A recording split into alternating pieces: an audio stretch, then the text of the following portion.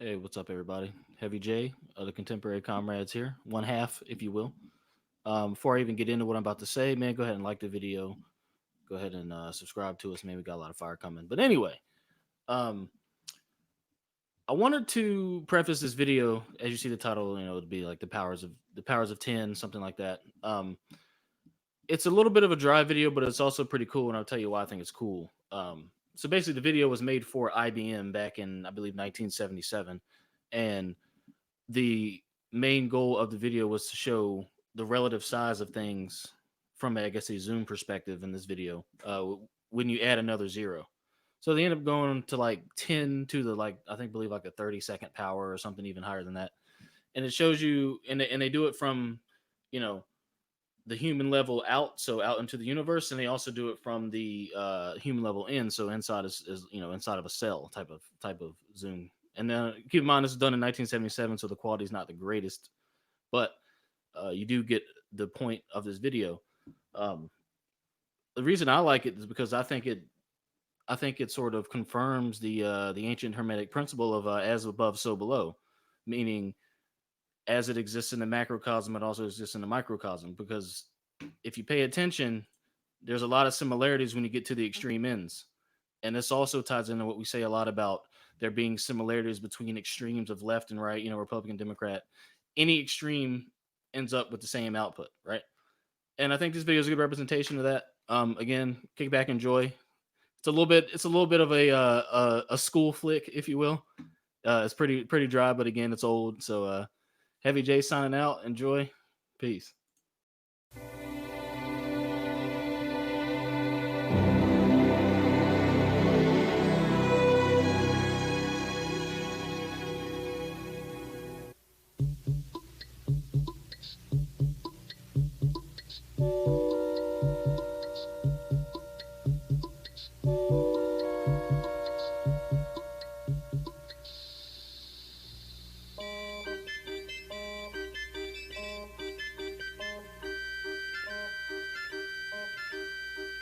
The picnic near the lakeside in Chicago is the start of a lazy afternoon, early one October.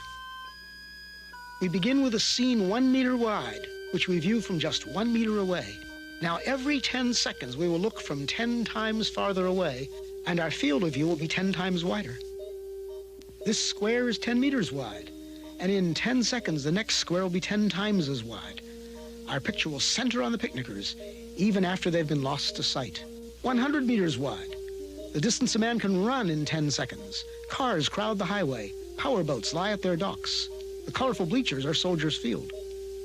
This square is 1 kilometer wide, 1,000 meters.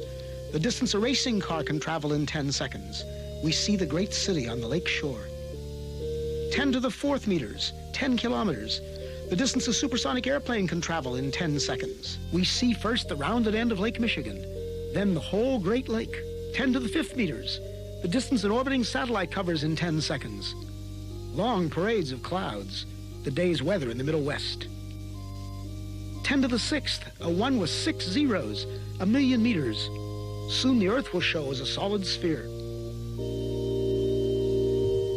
We are able to see the whole Earth now, just over a minute along the journey. The Earth diminishes into the distance, but those background stars are so much farther away that they do not yet appear to move. A line extends at the true speed of light. In 1 second, it half crosses the tilted orbit of the moon.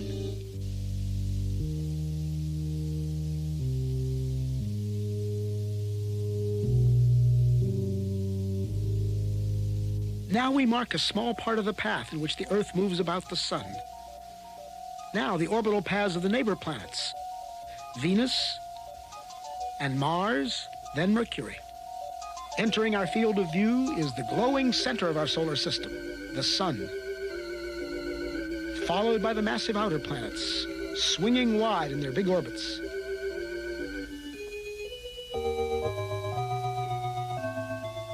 That odd orbit belongs to Pluto. A fringe of a myriad comets too faint to see completes the solar system.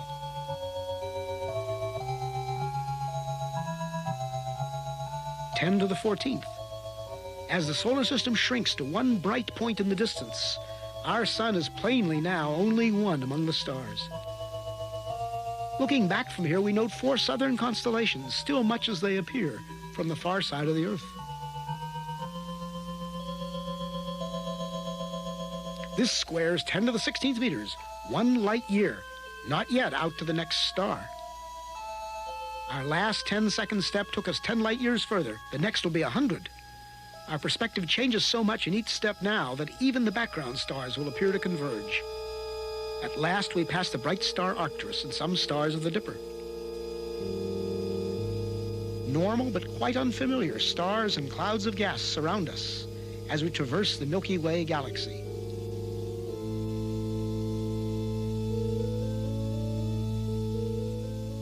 Giant steps carry us into the outskirts of the galaxy. And as we pull away, we begin to see the great flat spiral facing us. The time and path we chose to leave Chicago has brought us out of the galaxy along a course nearly perpendicular to its disk.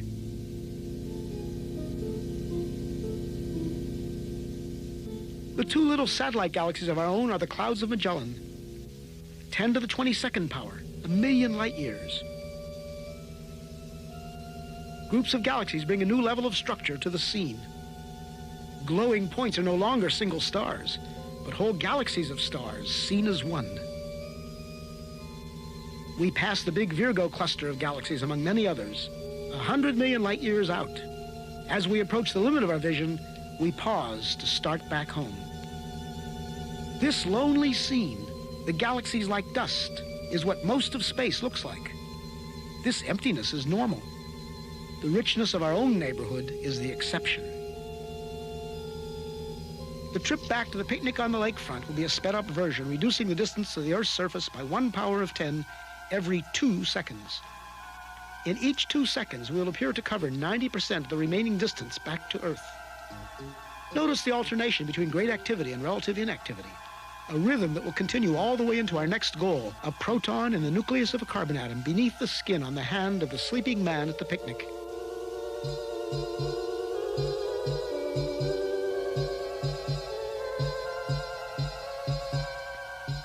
Ten to the 9th meters, 10 to the 8th, 7, 6, 5, 4, 3, 2, 1. We are back at our starting point. We slow up at 1 meter, 10 to the 0 power. Now we reduce the distance to our final destination by 90% every 10 seconds, each step much smaller than the one before.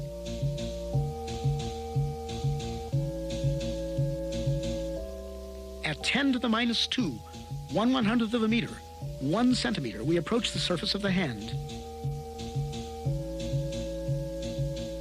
In a few seconds, we'll be entering the skin, crossing layer after layer from the outermost dead cells into a tiny blood vessel within.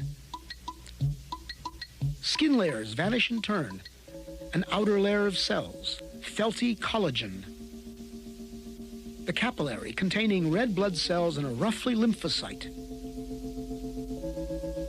We enter the white cell. Among its vital organelles, the porous wall of the cell nucleus appears.